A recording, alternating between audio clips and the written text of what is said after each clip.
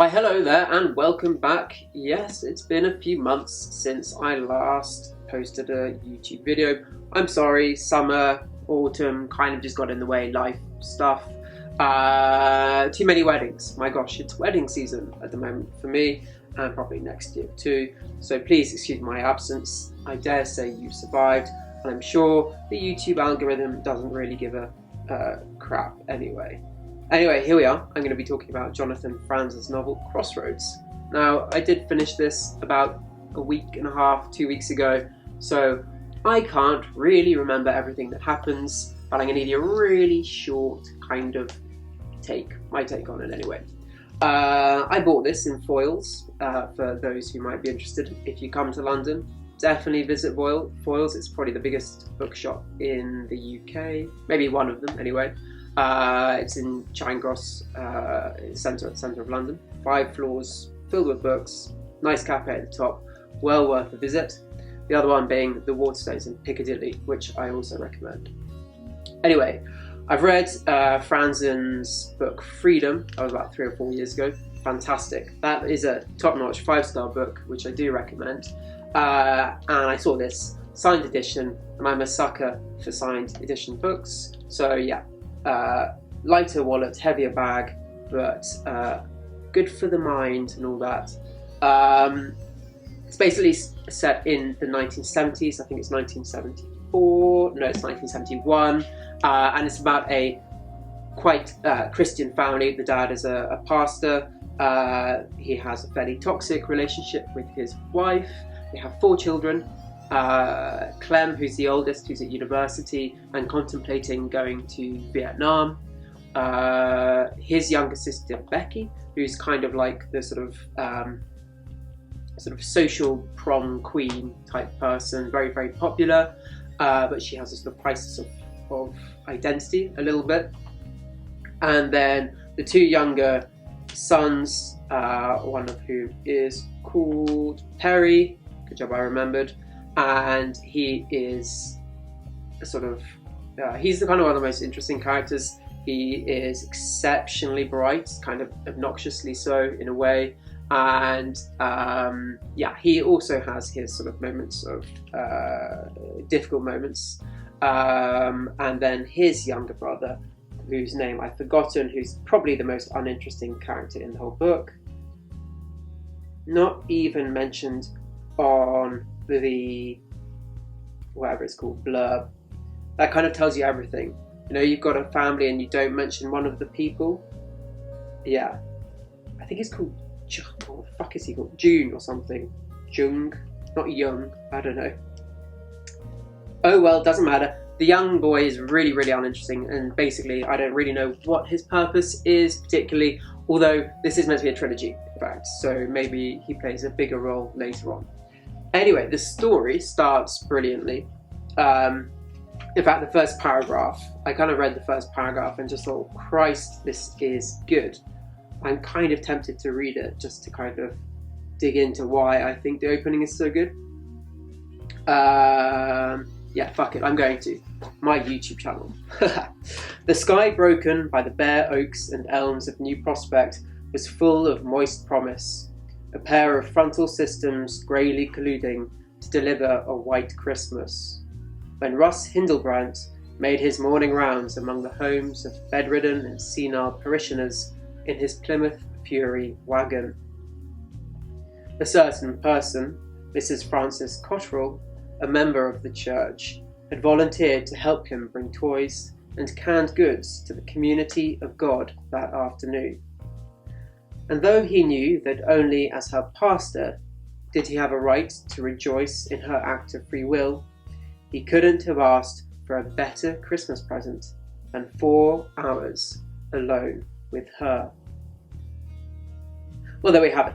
I think that I read that and I kind of had to just take like 5 minutes to appreciate how fantastic that is. You know, you've got the area, you've got the sense of location, kind of this sort of slightly sleepy, very sort of intimate town setting.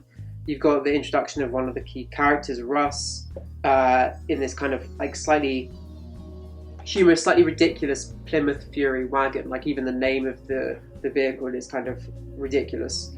And then of course you've got his job as a parishioner, not a parishioner, as a pastor. And then of course that kind of key, just that wonderful tension of him being married and him being delighted to spend time with Mrs. Frances Cotterill. I just think that's so good. Got everything in that. One thing I really enjoyed about the book was the kind of psychological depth of the characters. I think as a sort of examination of a family, American family in the 1970s that is extremely dysfunctional, it is one of the better that I've read this year, and he really nails down the way in which characters, have or can have positive kind of intentions, but these go awry later on, but also other characters or other people misinterpret the motives behind what they've done or what they've said. And I think that's a really kind of accomplished thing to be able to do. It kind of reminds me of a novelist, one of my favourite novelists actually, Nadim Aslam, who gets that perfectly. All his characters kind of do things out of love, even though some of the things they do are absolutely monstrous. And that's often to do with kind of cultural tensions as well. Anyway, Franzen really gets behind the kind of, to use a phrase from Virginia Woolf, really mimes his characters effectively. And it's jam-packed as well with secrets, which as a kind of plot device and a hook is a great way to draw the reader along, and keep us guessing, wanting to find out what happens when those secrets were revealed, and that kind of thing.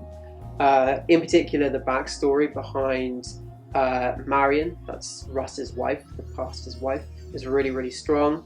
And there is a flashback. I usually don't like flashbacks, but her flashback in the book is totally gripping. It's kind of a complete page turner.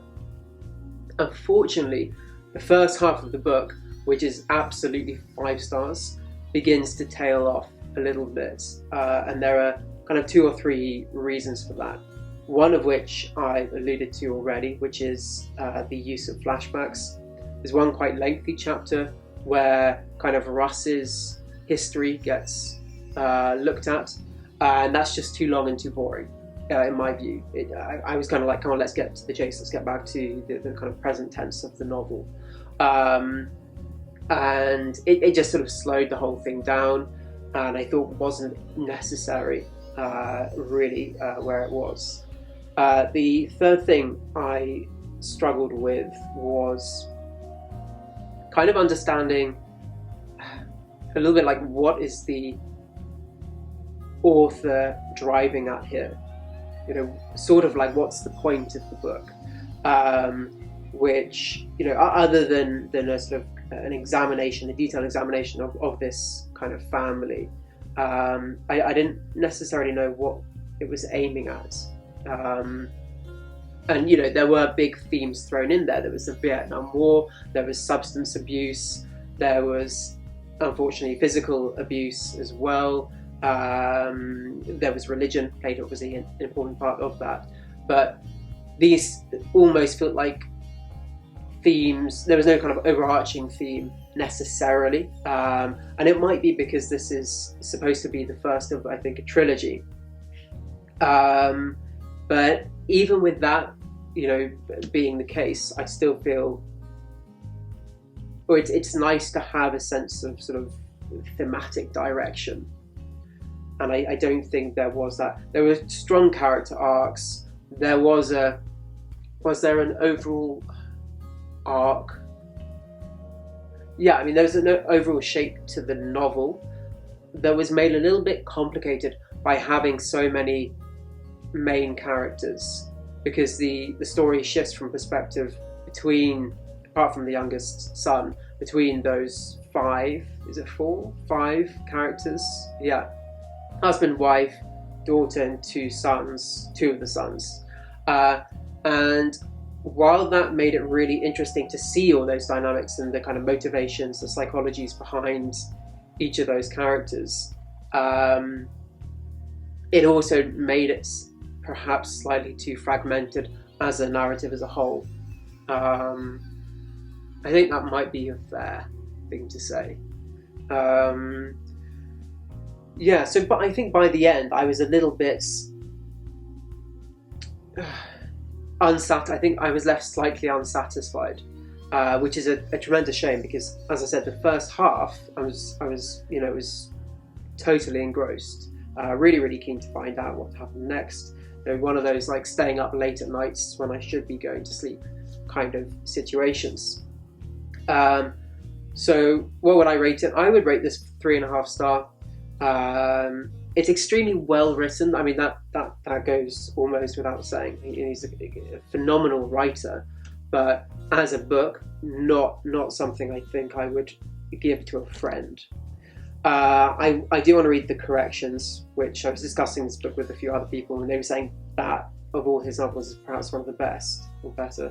And certainly Freedom I would recommend if you were to read anything. I think those are fantastic. But as a book, not this one. I don't know if I'll pick up the others in the trilogy if they're this length. I think if his editor comes and kind of chops a little bit, that'd be good. This is something that I've noticed does sometimes happen with very established authors. I feel like maybe their editors are frightened of going, can you just make this a bit shorter?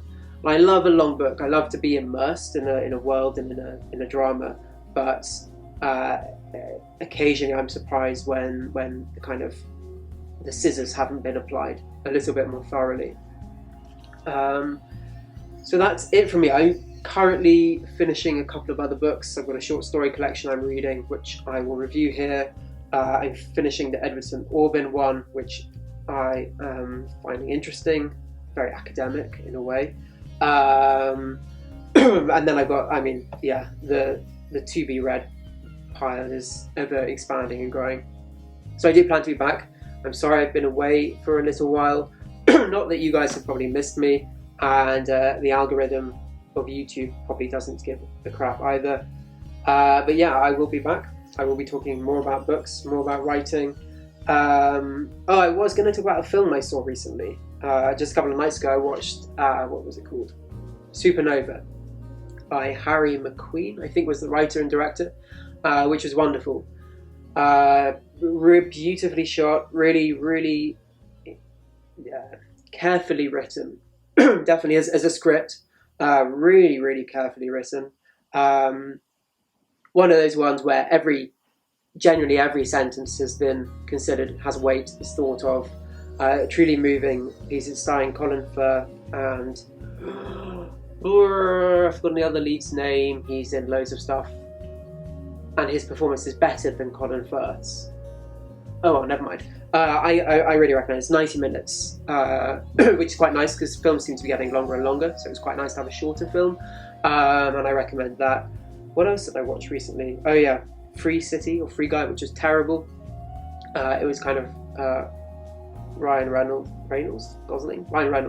doing his Ryan Reynolds thing, which I just it was really bad actually. Yeah, the script was terrible in my view. It was just full of cliches. There were no twists. Everything was expected. Very, very kind of just a bit of a rubbish film, and I'm sorry to say that. I don't like saying that, but it just was. Supernova, definitely worth a watch. This book, probably not worth a read. I will be hopefully reviewing some books that I encourage people to read later on. Anyway, that's it from me. Thank you for watching. Subscribe if you want to. I don't care. And have a really great day, because why not? You should. Cheerio.